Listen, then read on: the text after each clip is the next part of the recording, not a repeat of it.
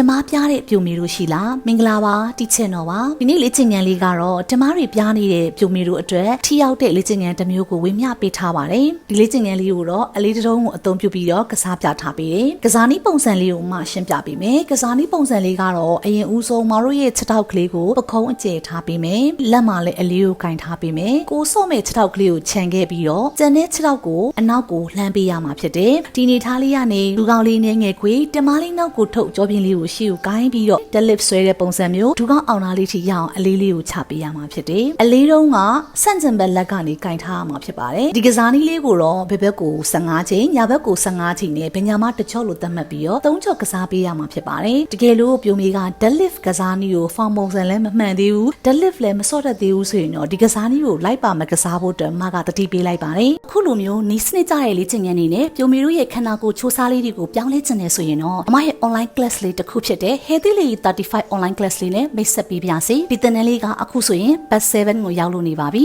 သင်တန်းလေးကပုံမှန်2လသင်တန်းတစ်သိန်းကျပ်ကြာတက်မှာဖြစ်ပေမဲ့ပထမဦးဆုံးအတဲ့အယောက်30ကို9000ခွဲကျပ်နဲ့တက်ရောက်ခွင့်ရမှာဖြစ်ပါတယ်သင်တန်းအသေးစိတ်စုံစမ်းခြင်းနဲ့ဆိုရင်တော့မမရဲ့ Viber number 7979723228တို့မှာဆက်သွယ်မေးမြန်းစုံစမ်းနိုင်ပါတယ်သင်တန်းလေးကမေလ23ရက်နေ့မှာစမှာဖြစ်ပါတယ်အခုပဲသင်တန်းလက်ခံနေပြီနော်သင်တန်းလေးကလူပြည့်တာမြန်တဲ့အတွက်ကြောင့်မြက်မြက်အပ်ဖို့လိုမယ်နော် Healthy Lady 35သင်တန်းလေးကလည်းပြိုမီအားလုံးကိုကြိုဆိုနေပါတယ်ဗီဒီယိုလေးကပြိုမီတို့အတွက်အကျိုးရှိမယ်လို့မျှော်လင့်ပါတယ်နောက်ထပ်လည်းပြိုမီတို့အတွက်အကျိုးရှိစေမယ်လေ့ကျင့်ခန်းတွေနဲ့ဗဟုသုတတွေကိုဝေမျှပေးသွားပါအောင်မယ်ဗီဒီယိုလေးကိုဆုံးထိအောင်ကြည့်ပေးလို့ကျေးဇူးများကြီးတင်ပါတယ်ကျွန်မလှပချင်တဲ့အမျိုးသမီးတိုင်းအတွက်ဒီ channel ရှိရနော်